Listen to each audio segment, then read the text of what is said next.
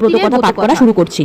পুরাণকালের কথা, তখন কৈলাস পর্বতের শিখর ছিল সর্বরত্নে অলঙ্কারিত, ছিল ছায়াশুনি বীর, ফুলে ফলে শোভিত বৃক্ষ, লতা ও গুল্ম ঢাকা, পরিজাত সহ অন্যান্য পুষ্পের সুগন্ধে চারিদিকে থাকত আমোদিত।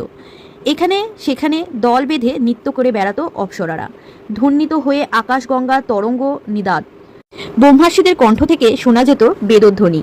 এই কৈলাস শিখরে শিব পার্বতী বাস করতেন। গন্ধর্ব, সিন্ধু, চারণ প্রভৃতি তাদের সেবা করত। পরম সুখে ছিলেন শিব পার্বতী।